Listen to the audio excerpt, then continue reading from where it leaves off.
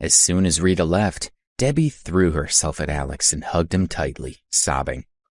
When Melissa and the other girls had been beating her, Debbie had felt completely alone. Now that she was in Alex's arms, she felt warm and safe. "Why did they say such awful things about my mother?" she asked. "I know how hard my mom's life is. She works hard every day. And whenever I was sick, she would get up really early and go out to get medicine for me. She never complains. I don't care if they make fun of me or hit me, but why do they have to insult my mother?" When she remembered the look on Melissa's face when she had insulted Debbie's mother, Debbie couldn't control her emotions. Her voice broke, and she stomped on the ground, her whole body shaking. "It's okay, Debbie," Alex said. Seeing her like this, he grew even more worried. He hated the people who had hurt her so badly. He gently patted her back to calm her down as quickly as possible. "Don't worry," he assured her. "If anyone hurts you, I'll make sure they pay for it. I will always be by your side to protect you. How are you feeling now? Any better?" As he comforted her, she finally calmed down. "Who beat you?" Alex asked, gently wiping away her tears. "Tell me and I'll deal with it." His eyes held a trace of viciousness.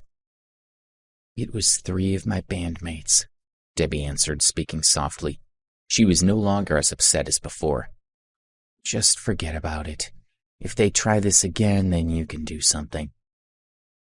Debbie didn't want to cause trouble with Melissa and the other girls.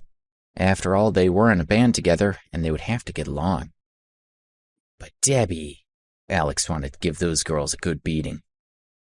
"No, listen to me," she said gently, looking at him. "I'll talk to them, and if they attack me again, then I'll let you beat them up for me." He frowned. Although he didn't want to let this go, he had to listen to her. "Will you come with me to the Azalea guest house to see my mom?" she asked. More than anything, she just wanted to see her mother. Even just sitting quietly beside her would make Debbie feel better. "Okay." Alex was deeply moved.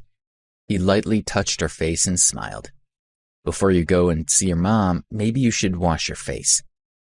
Debbie took a quick shower, and then they left to visit her mother. Alex held her hand as they walked.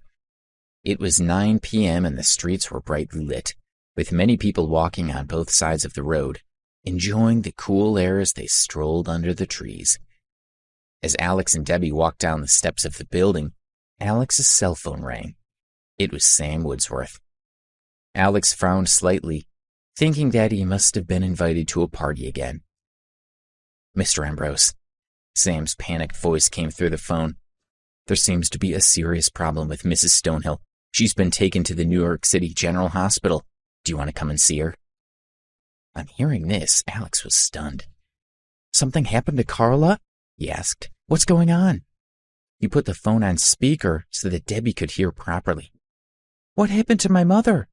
Debbie asked anxiously. "I sent someone to accompany Mrs. Stonehill on a tour of New York City," Sam told them. "Everything was fine until an hour ago when they were out eating. Mrs. Stonehill fainted after complaining about being in pain, and she was taken to the hospital emergency room. She's now in intensive care." By the time Sam had finished speaking, Debbie's legs were about to collapse under her. "Okay, tell the doctor to look after Carla," Alex said. "If anything happens to her, they won't work in that hospital again." He ended the call. "Alex, take me to the hospital," Debbie said, panicking as she clutched his arm. "Please, hurry, I need to go to the hospital." She was very anxious and scared and couldn't think about anything else. She just needed to go to the hospital to see her mother. Her entire body trembled. "Don't be afraid," Alex whispered into her ear. "Trust me, your mom will be fine." He kept his arm around her and they walked to the side of the road. It wasn't easy to get a taxi. Alex felt Debbie trembling in his arms, and he couldn't let her suffer any longer. Leaving her for a moment, he walked into the middle of the road and forced a black to stop. Alex threw a wad of money at the driver's face through the open window before jumping back to the sidewalk. On seeing the money, the owner of the car smiled, his eyes gleaming. There were at least $1,000 there. "Don't just stay there," Alex yelled. "Pull over here." The driver realized that the young man who had just thrown money at him was calling him, and he hurriedly drove over. Alex opened the back door of the car and got inside with Debbie, He told the driver to take them to the general hospital as quickly as possible. He sat with his arms around Debbie as he comforted her. "Don't worry," he murmured.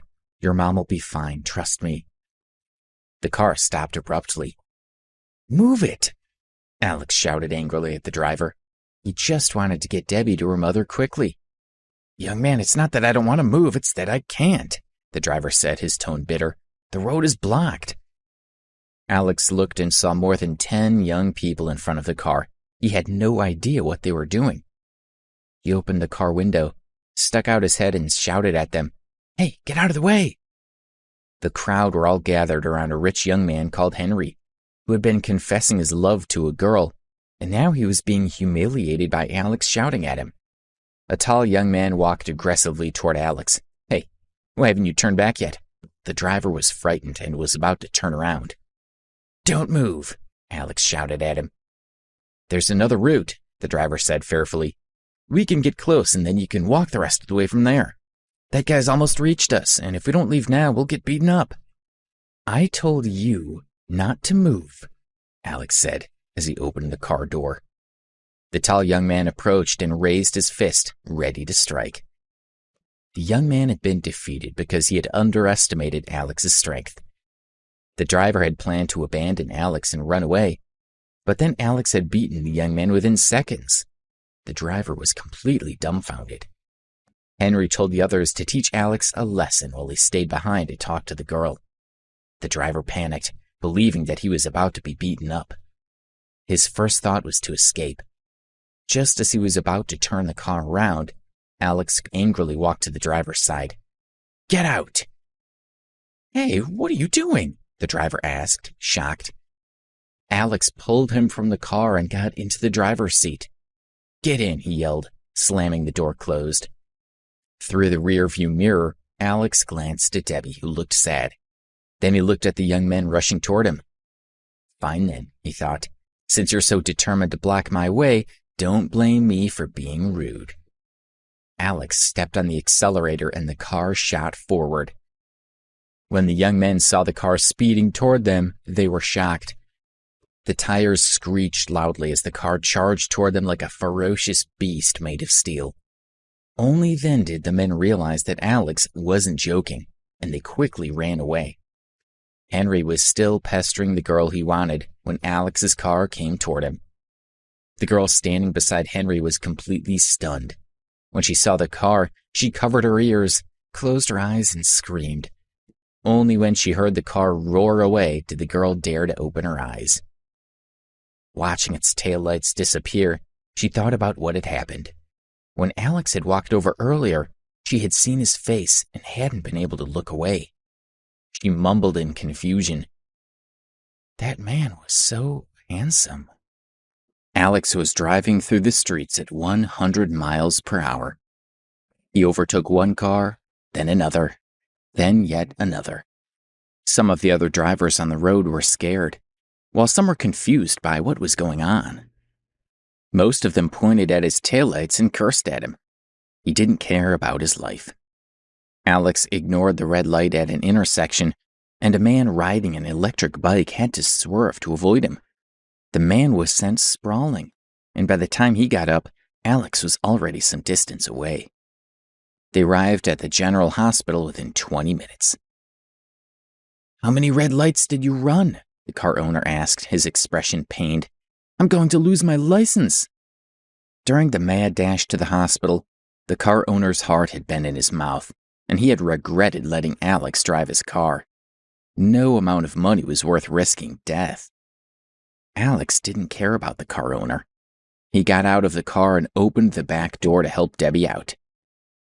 "Don't worry, nothing will happen to you," Alex assured the man.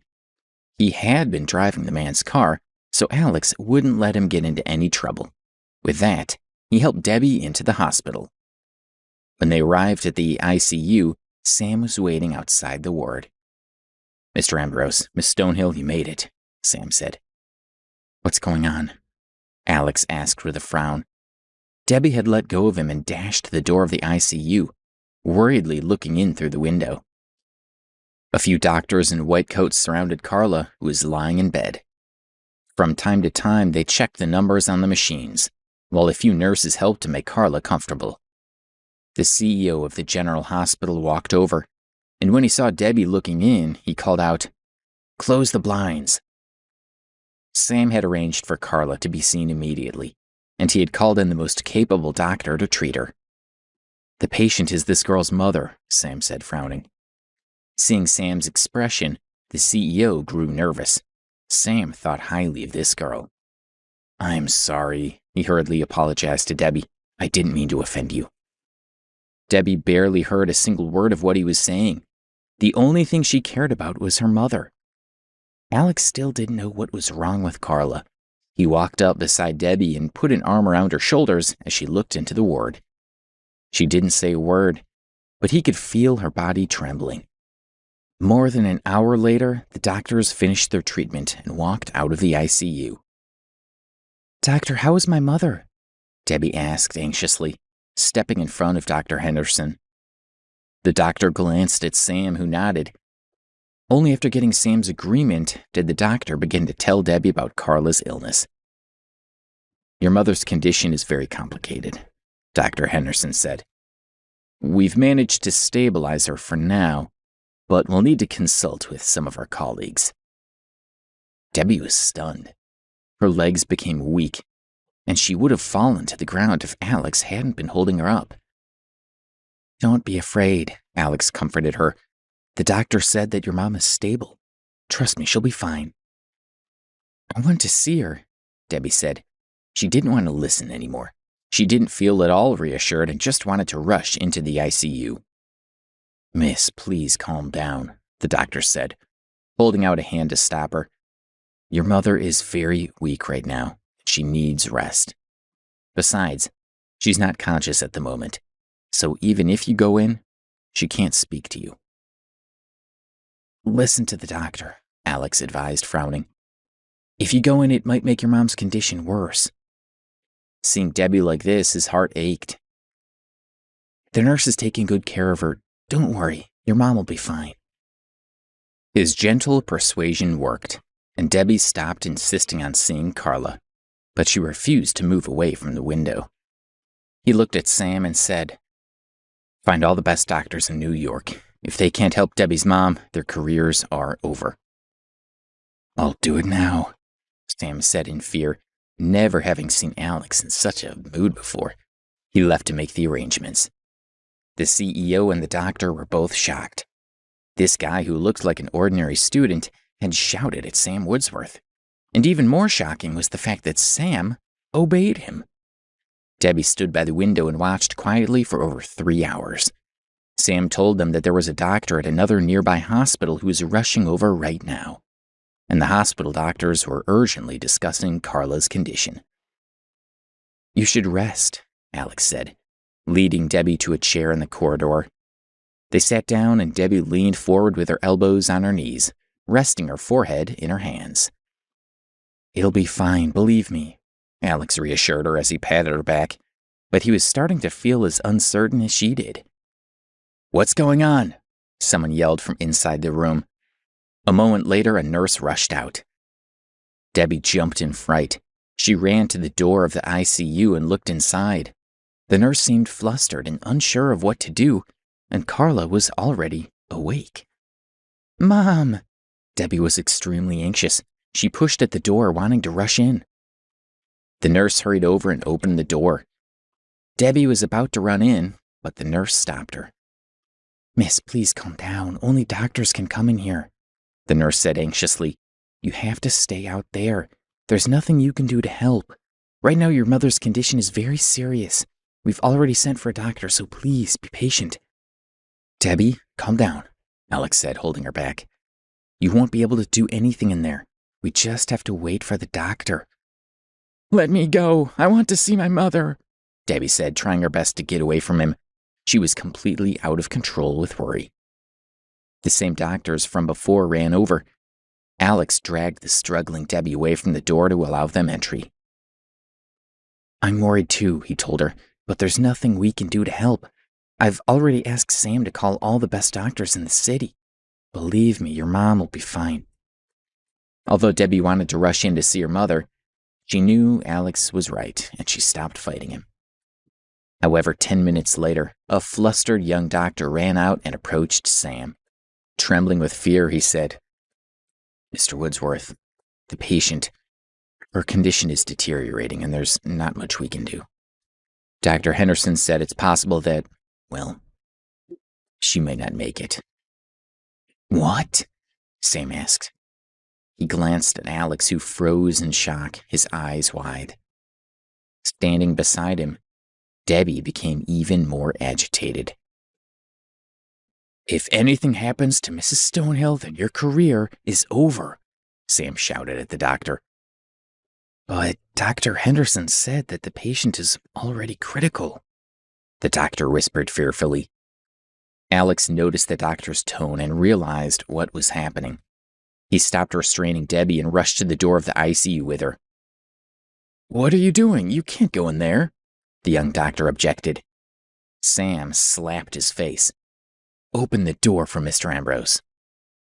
"Yes, of course," the doctor said, hurrying to open the door. Alex, Debbie, and Sam all walked into the ICU. Debbie stood beside the bed, holding back tears as she looked at her mother. Carla's face was pale and haggard. She wore an oxygen mask and had several tubes sticking out of her body. Doctors were gathered around the bed. Debbie was stunned. She couldn't get in the way of her mother's treatment, but her heart felt as if it were breaking. "How is Mrs. Stonehill?" Sam asked Dr. Henderson. Seeing Sam's serious expression, the group of doctors grew nervous. "We had stabilized the patient's condition earlier, but now there's been a sudden change," Dr. Henderson reported. "Her heart and lungs are failing, and her liver, spleen, and kidneys are struggling too. There are also problems with her large intestine and respiratory tract." He had been surprised when he had seen Carla's condition. He had never witnessed anything like this before. "Just tell me if you can cure her." Sam lost his patience. Dr. Henderson's heart sank. The other doctors didn't even dare to breathe loudly.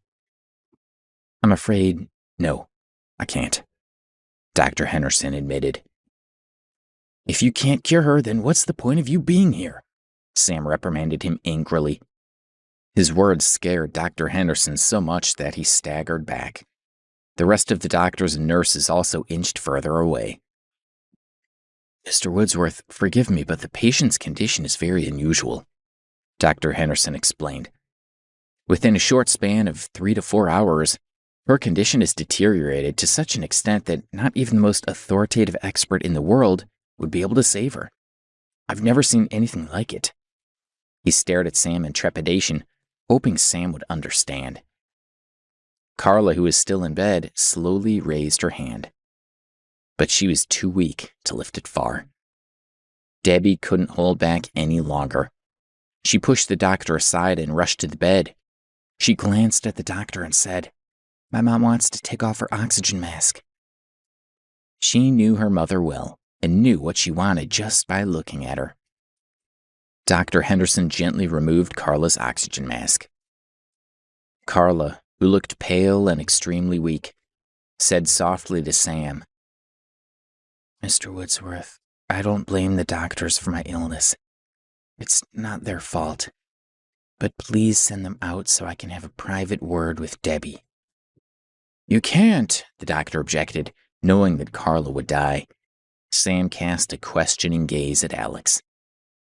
"All of you get out," Alex said, realizing that Carla could no longer be saved. They all headed toward the door. "Alex, please wait a moment," Carla said weakly. Alex stayed behind while Sam and the doctors went out and closed the door. "Mom," Debbie said, looking at her mother's face. Tears filled her eyes.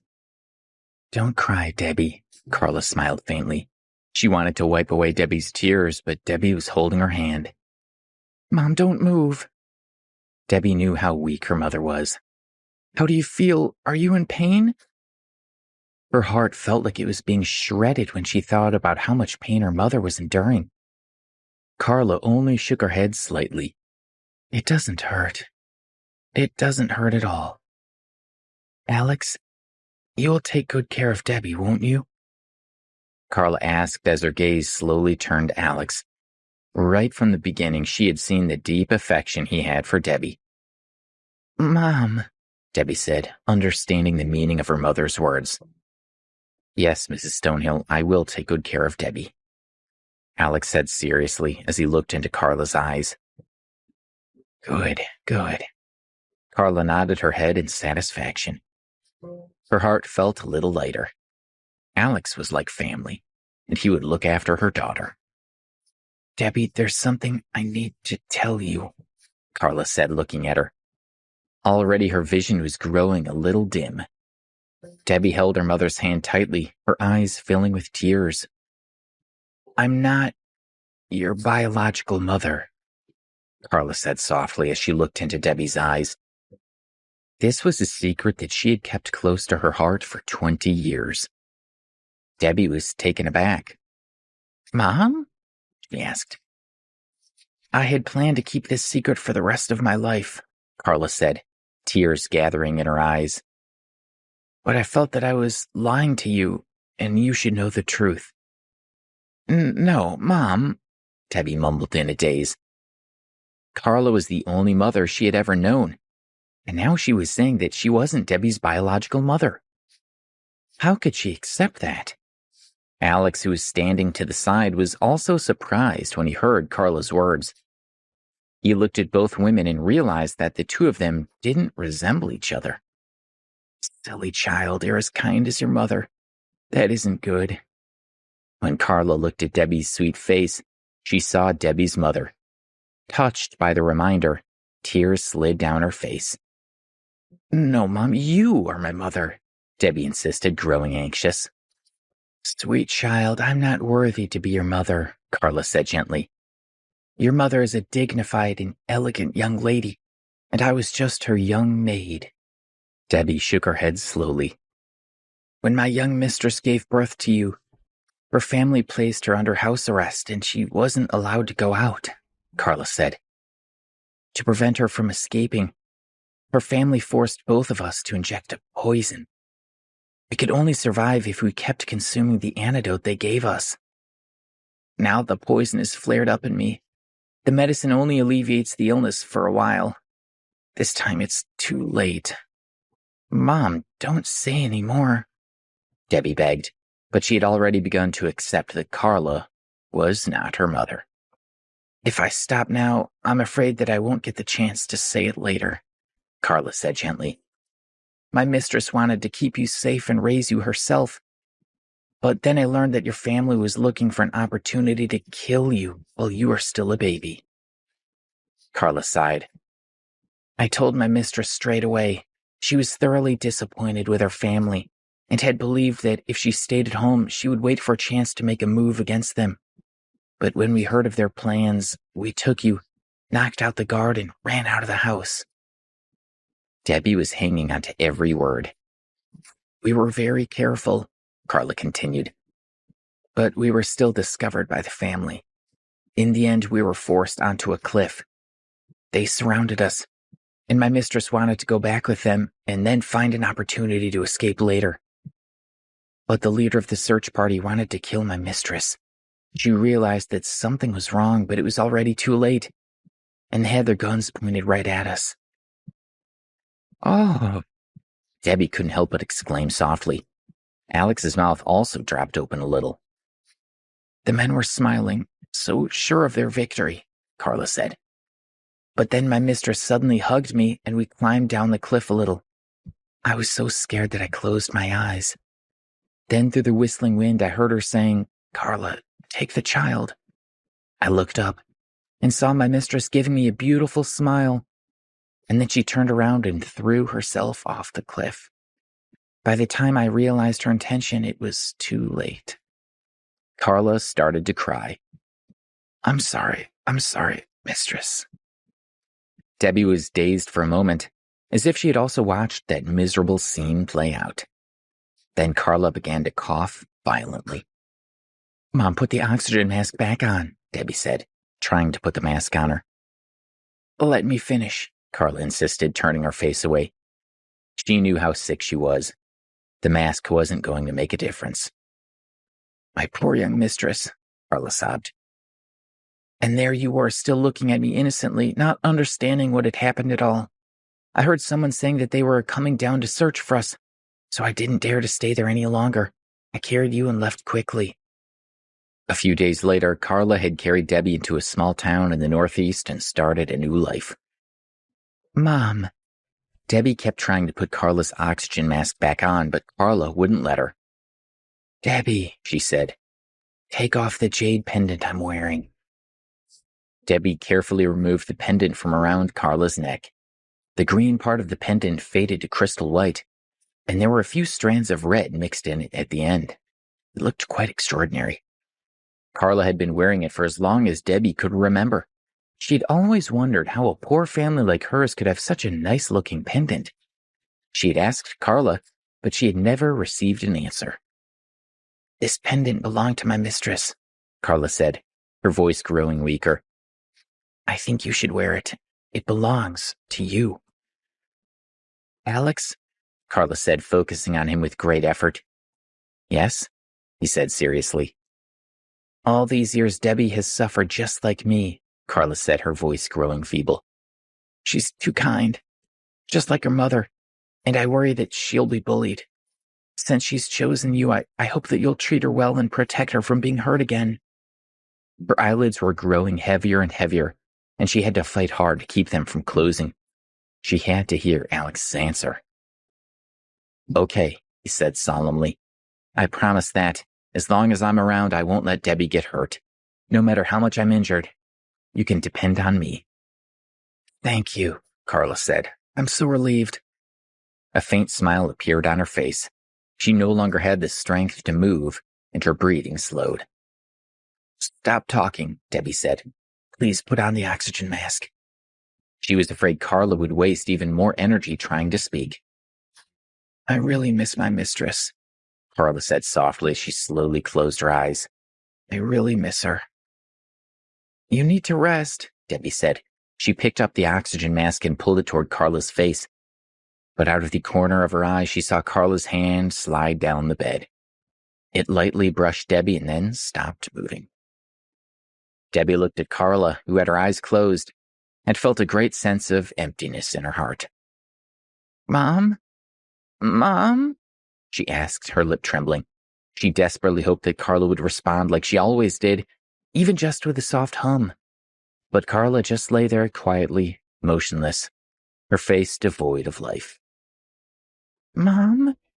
She asked again, finally realizing what had happened, and a sorrowful wail escaped from her mouth.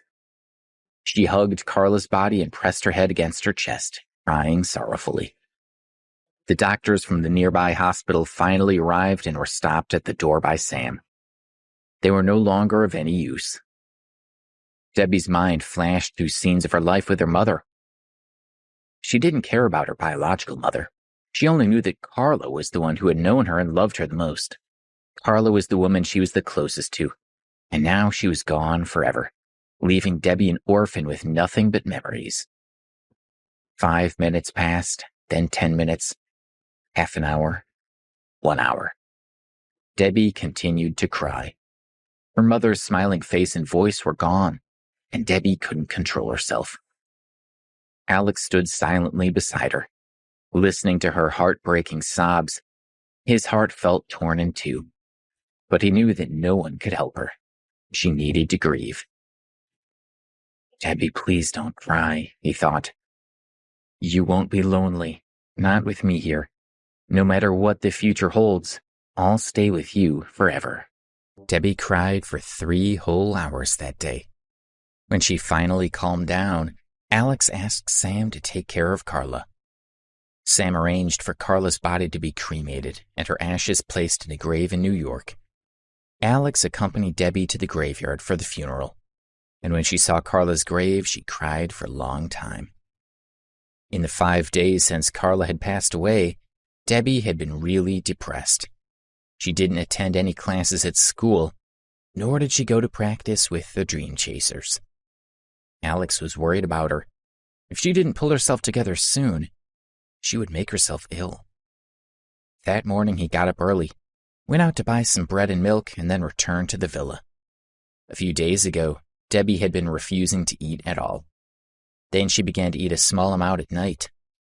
But now, to Alex's surprise, she ate a whole bowl of cereal and 2 slices of toast. "Can you take me to band practice?"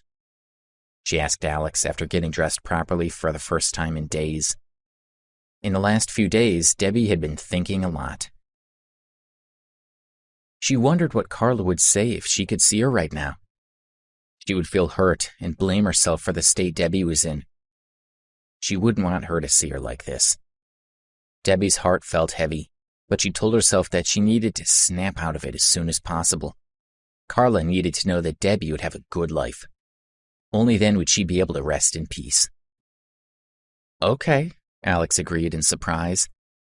If Debbie was able to accept the fact that Carla was gone, then she would begin to recover.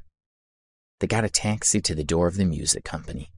Katie and Olivia had also arrived and walked over to Melissa. "Is that Debbie's boyfriend?" Olivia asked. "What is he wearing? No wonder he's with Debbie. They have the same sense of style." "Did they come by taxi?" Katie asked. "I'm not seeing things, am I? He's at least 20, so he must have a car, right?" "Didn't Debbie say that she came from a little town in the Northeast?" Melissa asked. "Some little place in the middle of nowhere? No doubt her tuition fees took all her mom's money. She can't possibly buy a car. I'm surprised she can afford the taxi." Melissa smiled proudly as she spoke with her friends. They looked at Debbie, who stood still, watching them with a cold expression. Alex wanted to go over there and beat them up, but he could guess what Debbie wanted. After all, they were in the same band, and she didn't want to make things worse. Besides, now that she had calmed down, he didn't want to upset her again. In any case, there would be plenty of opportunities in the future, so there was no need to do anything rash. Melissa and the others arrogantly walked through the main entrance. Stopped at the side of the road, and a short-haired girl got out of the car. It was Rita, the girl he had previously met in the practice room. Rita saw Debbie and Alex, and she walked over to meet them. "You came," Rita said, looking at Debbie with a hint of concern. "Let's go in together." Debbie said goodbye to Alex and walked toward the door with her. Alex stood and watched. He had seen a trace of contempt in Rita's gaze when she looked at him.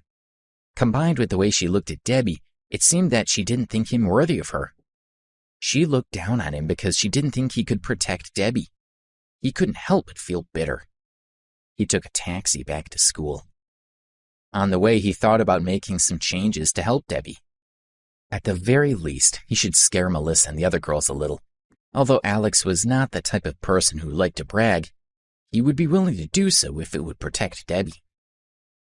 Didn't they just laugh at me for not having a car and ridicule Debbie for taking a taxi? He thought. Well, I'll make sure they see Debbie riding in a luxury car.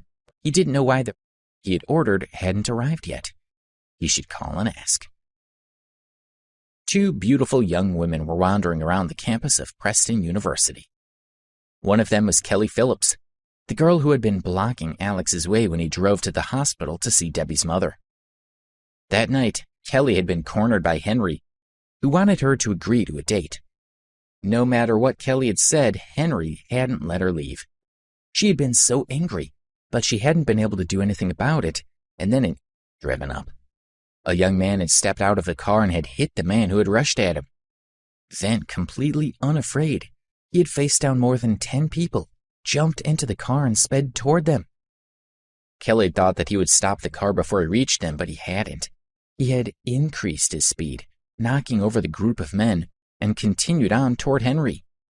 She had been scared when she had seen the car speeding toward her. She had covered her ears, closed her eyes, and screamed out loud. But then her nervousness and fear had been replaced by excitement. She had felt like a princess, and the man who had been driving the car had been her prince coming to her rescue. As she recalled his face, she felt extremely happy. From that day onward, she had begun searching for traces of the man within New York City. Eventually, she had discovered that he was probably a student at Preston University. So she had come here to search for him, but she still hadn't found him. Kelly, are you sure he's a student? Asked her friend Sharon Williams. How could one simple student have defeated so many people? It would take some nerve to drive into people like that. She was exhausted from Kelly dragging her around the city to look for this man. I had someone check it out for me, and I honestly think he might be a student at Preston University, Kelly said. But I don't know any more than that. Please, Sharon, come with me to find out more. She wasn't sure how to find her prince, but she was looking forward to meeting him. No, we've been walking for ages and I'm tired, Sharon said. She spotted a supermarket. Look, let's go in there and buy some drinks and then we can rest for a little while. Okay, Kelly agreed and went into the supermarket with Sharon to buy 2 bottles of water. Then they walked to a nearby sports field as they sipped their drinks. They sat under the shade of a tree, having a rest. Hey, why haven't I heard anything about the ordered a month ago? Came a voice from nearby. Is there a problem? When Kelly heard the voice, her eyes lit up. A short distance away, her prince was talking on the phone with his face angled slightly away from her. What's taking so long? He demanded. I'll give you an extra $100,000 if you can deliver the car within 10 days. Can you do that? He paused for a moment. Okay, I'll transfer the money now, and I expect the car to be delivered as soon as possible. Kelly and Sharon slowly walked over to Alex. When Kelly saw his face, she was sure that he was the man who had been driving the car that night. She was elated. But now that Alex was on the phone, she didn't dare to disturb him. He seemed to be very masculine and impulsive, so she was afraid of offending him. She watched as he made another call. Mr. Miller, please transfer $100,000 to the New York Auto Exhibition Center, he said into the phone. Kelly, is that really the man who saved you that night? Sharon whispered. I think maybe there's something wrong with him. She looked him over. He was a university student who was dressed in ordinary clothes and didn't look at all rich. And yet he had just been casually discussing something about $100,000. What was wrong with him? I'll help you meet him, Sharon said, rolling her eyes and walked towards Alex. Alex ended the call. As he was about to leave, he noticed various students all sneering at him. They had heard what he had said on the phone and thought he was crazy. Alex shook his head and smiled lightly. They could think about what they liked. Hello. My custom-made, which costs $3 million, has not been delivered yet, the girl said, speaking into her phone. What? 4 months? No, bring the car to me within 10 days. I'll add $100,000. I must have that car. Alex looked at her speechlessly. The girl was mocking him. He went to walk around her, but she was still blocking his path. Alex was very angry. He didn't even know this girl, so why was she teasing him? Please step aside, Alex said, suppressing his anger. Can't you see him on the phone? The girl glared at Alex. He tried to walk around her again, but she continued to block his way and wouldn't let him pass. Sharon, stop joking around, Kelly said, walking over with an embarrassed expression. After Alex's actions that night, Sharon was playing with fire. Of course, Kelly also didn't want her friend to tease the prince who had saved her. What are you doing? Don't be silly. He doesn't look like the person you were talking about. Look at his clothes. He doesn't look much better than a beggar on the street, Sharon said. She had a poor impression of Alex, mainly due to the way he was glaring at her. It didn't cross her mind that she was the one who had teased him first, and that his glare was perfectly justified. Just stop talking for a minute, Kelly said as she glanced at Sharon. Then she looked at Alex and said, Hello, Alex. Sorry, I'm leaving. Alex didn't like Sharon either, and he had assumed that her friend must be as unpleasant as she was. He started to walk away. Now look what you've done, Kelly grumbled as she glanced at Sharon. Then she grabbed her friend's hands and they followed him. Alex felt thirsty, and as he walked past the cafeteria, he decided to get himself a cold drink. After the server had handed him his lemonade, he tried to swipe his meal card on the machine, but it wasn't accepted. Unfortunately, this canteen had only accepted meal cards or cash. Alex had thrown all his cash at the driver the other day to take him and Debbie to the hospital to see her mom. He didn't have any left to pay for the drink. Oh, no, I'm sorry, I don't... Alex was about to leave in embarrassment when he heard a beep from the machine beside him. He turned his head and saw that it was Sharon's friend who had paid. The girl was slim with snow-white skin and bangs framing her forehead. Her eyes were big and full of spirit. She had a straight nose and thin pink lips. She looked very delicate. She smiled shyly at him. Alex didn't understand why she was paying for him, but he wanted to thank her. Sharon pulled Kelly away from the canteen and said with a frown, "Why are you paying for him? He was just bragging about having all that money. He said that he had over $1 million in the bank and that he has but he can't even pay for a soda. I think he's crazy. You shouldn't pay him any attention." Even if Alex was the one who had saved Kelly that night, Sharon didn't think much of him. She didn't believe that he was as rich and powerful as Kelly thought. She thought he was just a braggart and a loser. "Shut up, Sharon." Hearing what she said, Kelly started to get annoyed. She didn't care if Alex had been bragging on the phone just a moment ago. To her, he was still her hero. Alex became suspicious when he heard Sharon's words. He wondered, what does she mean by, "don't pay him any attention"? She's reminding me of Cathy and Karen. When the two of them had been paying me attention, they'd both been thinking of ways to cheat me out of money. Could it be that this seemingly harmless friend of Sharon is also after my money? It's possible. After all, quite a few people in the school know that I donated more than $100,000 to the charity. Thinking about this, Alex couldn't help but feel a little angry. He didn't want to be cheated by any woman, no matter how pretty they were. Any woman who was only paying him attention because of his money was ugly to him. He put the lemonade glass on the counter, turned and walked out of the canteen. Kelly started to follow him. She wasn't aware of what Alex had been through with Cathy and Karen, so she couldn't understand why he was being so rude to her. Alex picked up a hire bike on campus and headed to his dorm so that he could get rid of Kelly and the others. To his surprise, Kelly also got a bike and started following him. "Hey, wait a moment," Kelly cried. She was crazily pedaling her bike after him. She rarely rode a bike, so her posture was very awkward. Alex ignored her and continued to ride very fast. "Please stop, I have something to tell you." With a great effort, Kelly finally caught up with him. She tilted her head and panted as she spoke. Alex didn't even look at her, but continued to pedal.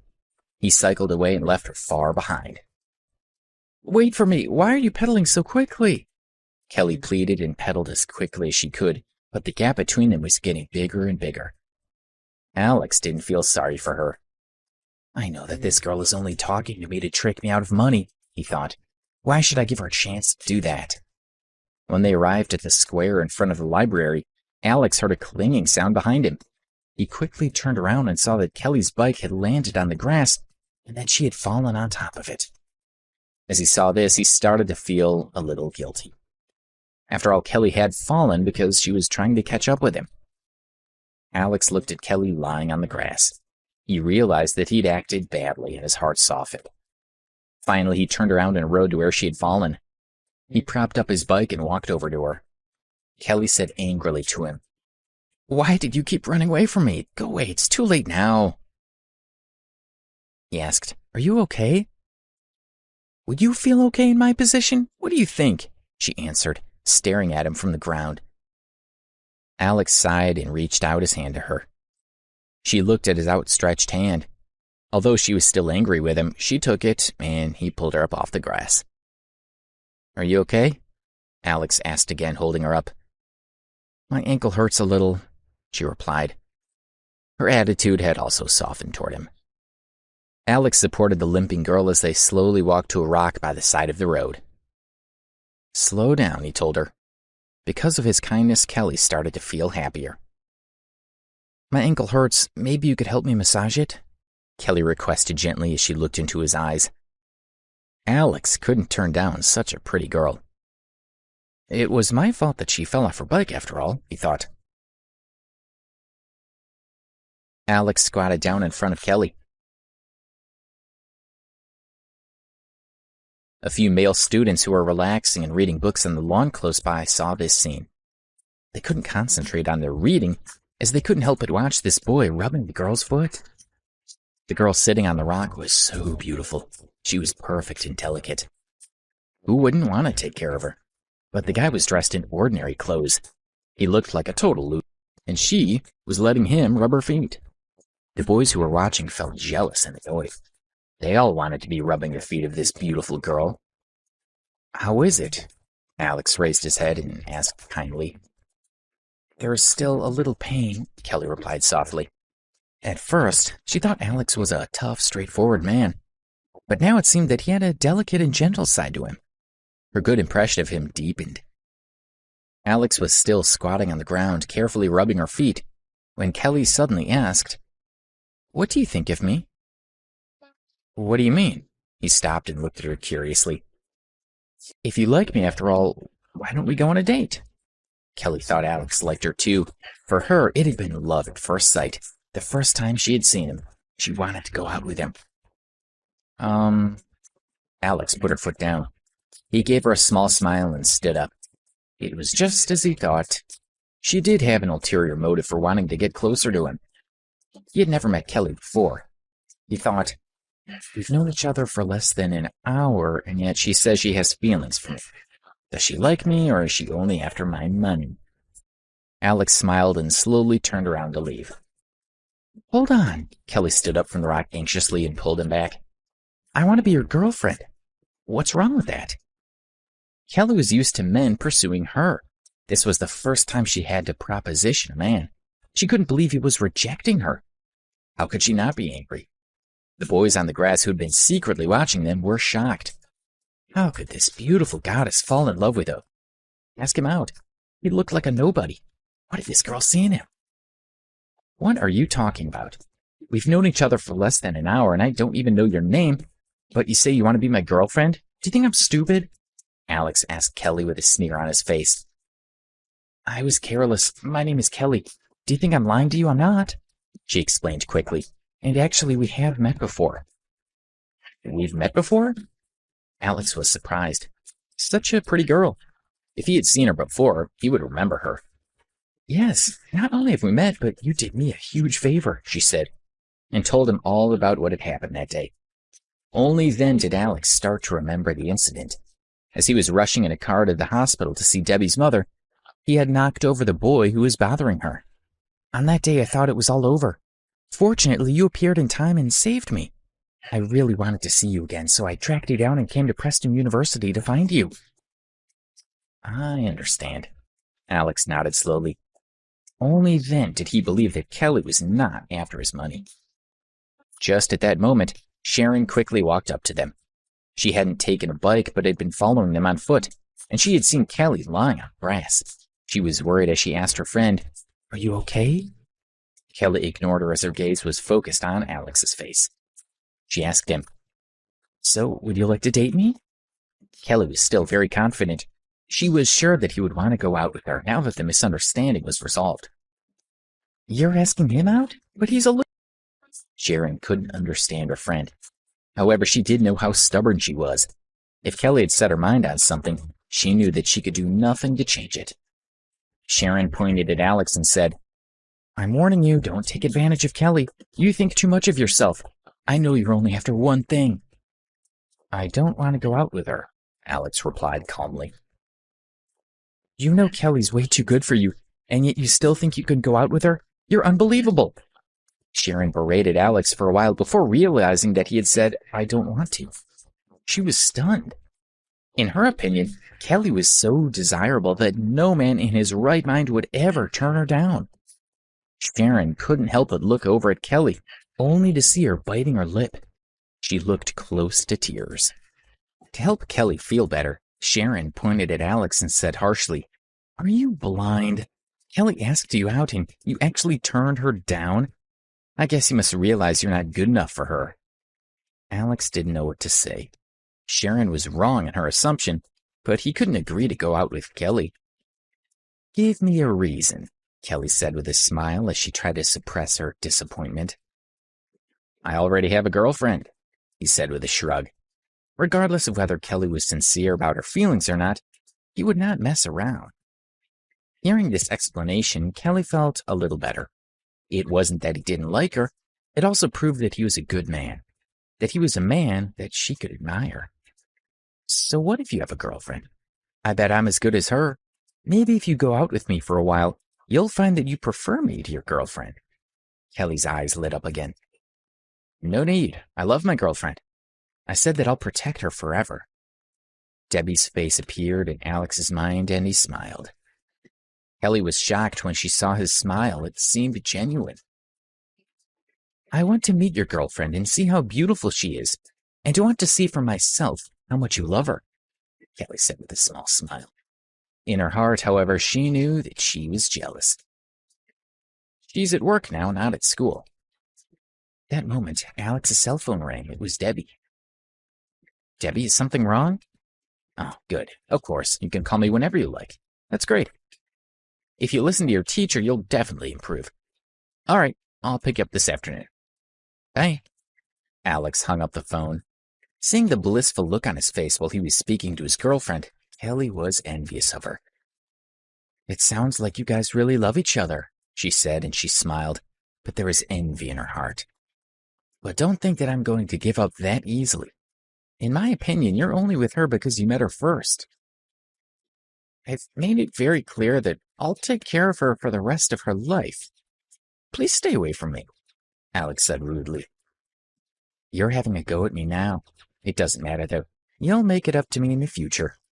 Kelly remained calm and she smiled confidently, but inside she was seething. Alex had never met a woman like Kelly before. She didn't even react when he was rude to her. She was so determined to win him over. He wondered how he could ever get rid of her. Just please forget it and let me go, he said as he stared at her in desperation. Are you begging me? Kelly asked proudly. Looking at Alex's angry face, she rolled her eyes and revealed a sly smile. You want me to let you go? Sure, but you have to promise me one thing. What? Alex would do anything to get rid of her. Accompany me to a party and tell everyone that you're my boyfriend. She stared into his eyes and continued, Don't worry, it's just an act, but you have to pretend to everyone at the party that we're together. Okay, I'll do it, he nodded. Aren't you going to tell me your name? Kelly asked. Alex. She asked him for his phone number. Then I'll see you tomorrow. Just wait for me at the entrance of your school. Kelly stood up and waved at him with a smile.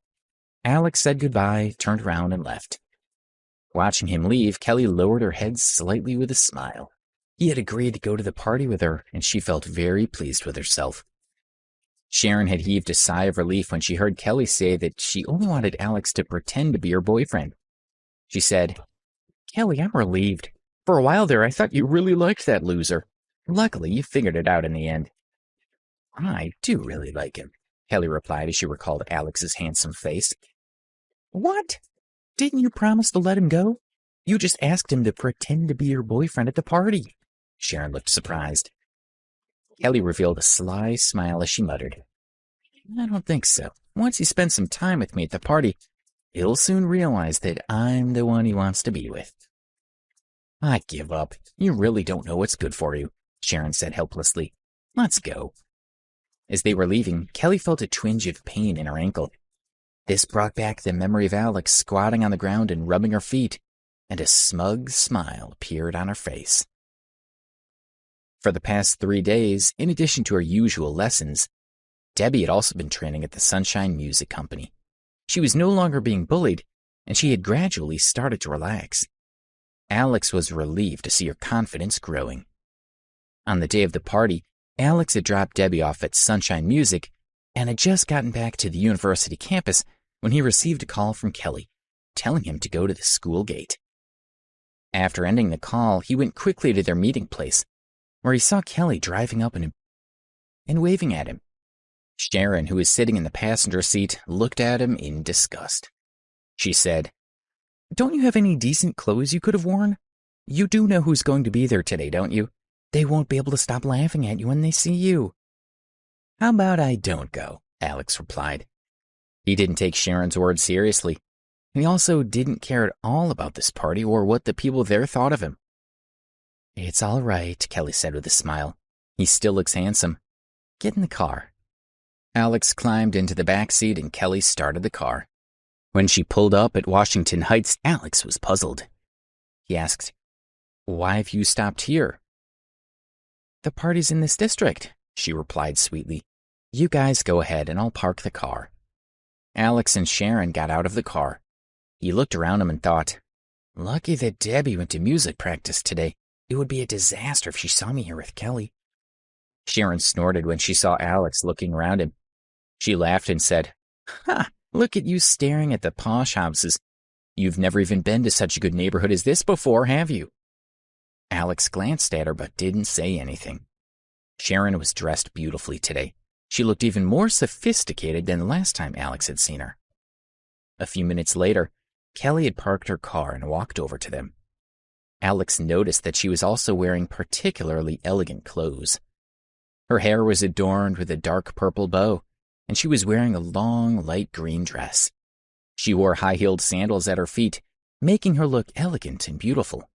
She looked like a Hollywood movie star, and Alex couldn't help but admire her for a moment. "Let's go," Kelly said with a smile when she saw Alex's stunned expression. The three of them walked to the entrance of the residential complex. The gate to the district was closed, and only residents with key cards could enter. They waited for a long time, but no one came out. The girls started to worry. Alex thought, "Well, it seems that I'm the only one who can get us in. Since we're here now, I might as well do it." He pulled out his card, put it on the sensor, and the door opened with a beep. Kelly opened her eyes wide as she looked at Alex. She asked, "How did you get a security card for this place?" She thought, is Alex a resident of Washington Heights? But this is one of the top residential areas in New York City. Alex hadn't expected such a strong reaction from Kelly. He regretted that he had revealed that he had a key card, but there was nothing he could do now. He could only nod up and down. He replied, "Actually, I live here." Sharon blurted out, Alex, do you really expect us to believe that you have a house here? Do you take us for... Even the cheapest house in the Washington Heights costs more than $4 million. How could you ever afford that?" Alex frowned as he looked at her. She continued, "You probably don't know that after you left the other day, Kelly and I went to your class and asked your classmates about you." Sharon smiled at Alex, as if she saw straight through him. "Your tuition fees are paid by the state and by the school's poverty fund, and you cover your living expenses with part-time jobs. Your clothes are old and cheap, and your cell phone is second-hand." Sharon and Kelly had indeed asked around about Alex. They had learned quite a lot about him, but it wasn't the whole truth. "You expect us to believe that you live in Washington Heights? Do you think we're that easy to deceive, or are you simply brainless?" Sharon asked bluntly. Alex swallowed. What she said was true, but he wasn't lying either. He did indeed have a villa at Washington Heights, and it was the most expensive villa on the complex. "Sharon," Kelly stopped her from continuing. Her words were too mean. "Perhaps what he said is true," she suggested. Kelly still had a glimmer of hope in her heart. She wanted to believe that Alex wasn't lying to her. "Really? Kelly, don't be ridiculous. I'm guessing that he must work part-time in this district, which is why he has the key card." Sharon laughed and pointed at the office at the door. She looked at Alex and said, "How about we go and ask the office? If you're a resident, they're sure to recognize you." Alex didn't say anything. He didn't care what Sharon or Kelly thought of him, so why make things any more complicated? He still didn't want them to know how rich he was. He frowned at himself, looked at the sky, and didn't say anything. See, he's a liar. Sharon felt certain that she had seen through Alex's lies. She smiled proudly at Kelly, who sighed loudly. She was disappointed, but tried to console herself that Alex didn't lie often. It wasn't a big problem for her. Sharon continued to lecture Alex. "Don't think that I don't know what you're planning. I know you want to be with Kelly so you can live off her money, right?" She glared at him and continued, "Well, don't even try it with me around." "Sharon, stop it." Kelly felt that her friend's words were unnecessarily mean. She just couldn't believe that Alex was that kind of person. Embarrassed, she said to Alex, "Don't listen to her. Sharon is just looking out for me. Let's go to the party. Everyone is probably already there." The three of them walked into the district. Together they walked through the Washington Heights residential area. There were neat rows of Mediterranean-looking villas. In front of each, there were all kinds of plants and trees. such as money trees, almonds in full bloom, and citrus trees. It was a very colorful and pretty scene. On both sides of the road, there were pine trees with birds chirping. The surrounding air was cool and fresh, with a faint fragrance of flowers. Alex had spent a lot of time there, so it was nothing new for him. But the two girls were amazed by the beauty of their surroundings. They took lots of panoramic photos on their cell phones, exclaiming that Washington Heights was indeed worthy of being one of the top 2 residential areas in New York. Soon, they arrived at the artificial lake. In the middle of the lake was a small island, and on the island was a villa, which looked even more luxurious than the other properties. It looked like a European castle. "So beautiful," the two girls exclaimed, as they looked longingly at the villa on the island and felt a gentle breeze from the lake brushing their faces. Kelly commented, "That villa is worth over $40 million. I heard that it was bought by a young student in his 20s. Can you believe he's got so much money at that age?" The breeze rustled her dress. Standing by the lake, she looked very beautiful. Sharon replied, "Who knows? I've heard from a friend who works here that he bought this villa over a month ago and hasn't lived in it at all. Maybe he even has a better house than this one." She imagined the young man and said longingly, "If I ever meet him, I want to hug him and kiss him." Hearing her words, Alex, who was standing nearby, started coughing. "I'm sorry, I choked," he quickly apologized. But Sharon didn't even notice how appalled he was with the way she was talking. She looked at him with disdain and said, "Didn't you say you lived here? Tell me, which villa is yours? Is there something you want to tell us?" Alex subconsciously glared at the mansion on the artificial island. "Why are you looking at that villa? You couldn't afford that if you lived another 8 lifetimes. She pulled Kelly's hand and said, "Let's go." Sharon pulled Kelly, and they walked away from Alex, who shook his head in despair and followed behind them. Soon they could hear the sounds of people chatting and laughing, and a few minutes later, they arrived at a villa on the southern side of the residential area. Kelly, Sharon, and Alex walked into the garden. One of the young men saw them and called out, "Sharon, Kelly, you're here." "We were all hoping you were coming," said another. Another said, "Kelly, we haven't seen each other in a few months, but you look prettier than ever." Everyone rushed over to greet the girls, mostly young men, but there were also a few girls. The young men surrounding Kelly were all chatting happily. Then one of them noticed the young man standing beside her, wearing scruffy clothes and looking as if he didn't belong. "Who's this?" asked one of the men. "Look at what he's wearing. It looks like he bought his clothes from the flea market." Another said, "He doesn't even have a decent haircut, or a watch, or a chain. What's he doing here?" "I can't believe that Simon would invite someone like him," agreed the first man. The others started to discuss Alex right in front of him as if he wasn't there. "Hey, you must have walked down the wrong path. Look around you. You don't belong here," a man said to Alex as he glanced around at the other guests. All of them looked smartly dressed in expensive designer outfits. He shot a disdainful look at Alex and clicked his tongue. "You think you're one of us? I think you should leave." As he spoke, the young man gestured to the way out. But Sharon interrupted. "Hey, what are you doing?" "He's here with me and Kelly," she said with a smile. "He came with you?" The others were shocked. This boy was much poorer than them. Why would Kelly bring him? And she and Sharon were the most beautiful girls there. They could have any man they wanted, and usually they rejected them all. Seeing the men's confused expressions, Sharon smiled smugly. Her eyes swept over Alex's body, and then she looked at the others. "His name is Alex, and don't underestimate him. He's not just anyone," she said with a mysterious smile. "Oh?" Hearing her words, the others looked at Alex again. Could it be that this guy who looks like a pauper is rich? They wondered. Sharon cleared her throat. "A month ago, Alex ordered an exclusive worth over $20 million. This car is currently being manufactured in Italy from the world's best parts." Hearing this, the others were shocked. Alex and Kelly frowned. They knew that Sharon was not going to praise him, so what was she up to? She continued, "Alex didn't want to wait too long for the car to be manufactured, so he paid an extra $100,000 to have it made more quickly. The team has to deliver it to him within 10 days. She was enjoying herself. Originally, the others almost believed that Alex could be from a middle-class family, but as they watched Sharon, a coy smile appeared on her face, and they realized that she was joking with them. "Did you know that when we arrived earlier, Alex actually pretended that he lives here?" she continued.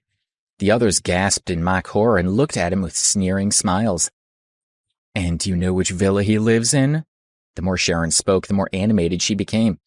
Looking at the others laughing at Alex, she was enjoying her joke.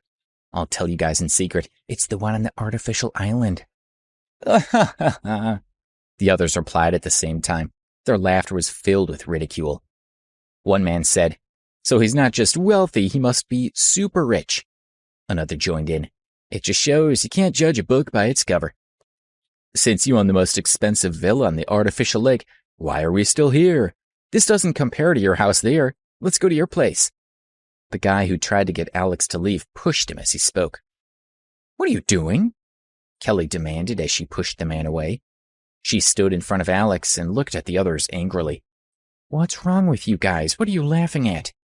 Do you want to have a go at me now? Go on then." The man replied, "Kelly, you know what we're saying. It's just that this guy doesn't fit in at this party and he's making everybody here uncomfortable." "Why doesn't he fit in?" "Well, he's my boyfriend." "Do you still think he's not worthy?" Kelly glared at the others as she spoke. When they heard this, everyone was stunned. That just can't be right. Sharon was also shocked when she heard her friend telling everyone that Alex was her boyfriend. She couldn't believe it. Alex was bewildered for a moment, but Kelly had told him before that he had to pretend to be her boyfriend at the party. One of the guests laughed and said, "Kelly, stop joking with us. We know you wouldn't date someone like him. You've had loads of rich guys chasing you, and you turned them all down." Another said, "I know what's happening. Hasn't Kelly been annoyed by Henry Moore pestering her recently? I bet she's found a fake boyfriend to scare him off." "Yes, that's right, it must be," another agreed. Kelly was like a goddess to them. They really couldn't accept that she would date someone like Alex. The first man smiled and said to her, "We're right, aren't we?" "Kelly, actually, if you need someone to pretend to be your boyfriend, I'd be happy to help." "And me," said his friend. Looking at these people who thought they were being clever, Kelly chuckled softly. "Who told you he was pretending to be my boyfriend?" she asked with a small smile. The others looked at her in confusion. Why did she need to ask? Kelly came from such a good family. Why would she settle for someone like Alex? Kelly turned and looked at Alex. He was taken aback by how pretty she looked peeking out from beneath her sun hat. He looked into her bright eyes and couldn't help but feel touched by her gaze. Kelly stared into his eyes, then stood on her tiptoes and kissed him on the mouth. Alex was stunned. As Kelly kissed him, Alex didn't respond at all. He opened his eyes wide to see Kelly's face right in front of him. Even though Alex's mind was in turmoil, his body felt light, as if he was lying on soft clouds. He quickly pushed Kelly away. He looked at her in shock. His mind was all over the place. What have I done? Alex thought about Debbie and felt guilty. He felt that kissing another woman behind her back was disgusting, heartless, and cruel. Kelly was shocked when Alex pushed her away. She looked at him, and for a moment, and her heart just felt empty. This was her first kiss. She had imagined it countless times and had never imagined it would be like this. And this was the first time in her life that she had ever been rejected. Everyone watching was in shock. Most of them stood with their mouths open. One of them had had his mouth open ever since Kelly first started kissing Alex. At this moment, a sliver of drool slipped from the corner of his mouth, and he finally came back to his senses. A man with a ponytail turned to someone beside him and asked, "Did Kelly just kiss him?" His friend just shook his head dumbly. Although they looked calm on the outside, all the men in the group were broken-hearted. How could this woman that they worshipped want to kiss? All the men looked in disgust at Alex, who was staring at Kelly resentfully. They ground their teeth as if they wanted to eat him alive. He's just been kissed by a goddess, they thought. This egg should be overjoyed, but he has a look of disdain on his face. He's clearly just showing off to everyone. They thought Alex was trying to say, "Look at all you sad losers. You've been trying to seduce this beautiful woman for such a long time and she's barely given you the time of day. And now your goddess has kissed me and I don't care. Your goddess is just a plaything to me, and you still have the audacity to call me. You're the real loser." "You've got a nerve," one of the guys called out. Another joined in. "Yeah, you think you're too good for Kelly, right? How dare you push her away? Kelly kissed you because she likes you, and you had the nerve to push her away. How could you?" another said. Several of the men tried to pick a fight with Alex, but Kelly stood in front of him and asked, "What are you guys doing?" The man at the front pointed at Alex. Confused, he asked her, "Kelly, he can't treat you like this. Why are you still protecting him?" "Never mind what he did. It's between us. It has nothing to do with you," Kelly replied as she stared at the man. She understood why Alex had pushed her away. He must have thought of his girlfriend and felt guilty for kissing her. This proved that he was a good man. Although he had rejected her in front of everyone, she didn't care because she could tell that he was a man worthy of her pursuit. Kelly's words rendered the others speechless. They looked at her and then at Alex dumbly. They wanted to beat him up, but they had no justification. Kelly didn't seem to care that he had rejected her, so what could they say? They could only stare. Some of them were starting to admire Alex, and they wanted to know what he had done to make Kelly so determined to protect him. Just then, loud applause rang out, and they all heard a strident voice saying, "You're my cousin, all right. You're nothing like the other women." Everyone looked toward the villa and saw a tall, handsome man walk out. He was bare-chested and wore a pair of flowered shorts. He had his arm around the waist of a tall, beautiful woman. The man was Kelly's cousin, Simon, and this party was to celebrate his 20th birthday. After walking into the garden, the beautiful woman smiled cheerfully at the man and said softly, "Simon, I'll leave now." She kissed Simon on the cheek and walked out through the gate. One of his friends shouted to him.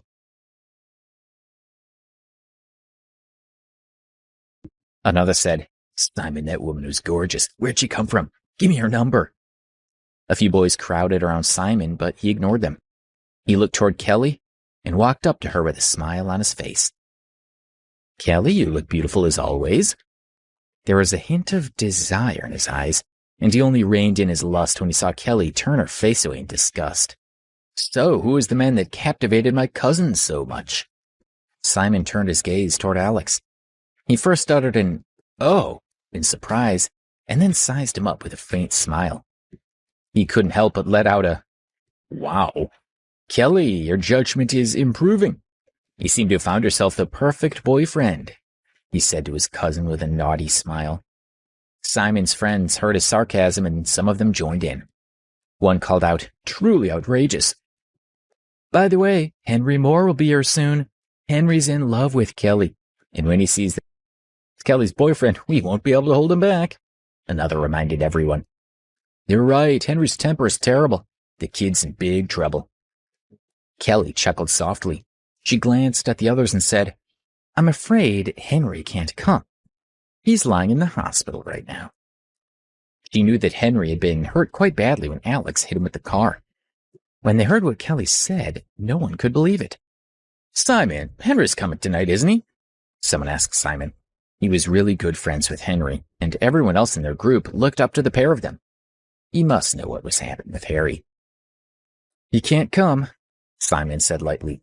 "A few days ago, he was hit by a car driven by a young lunatic.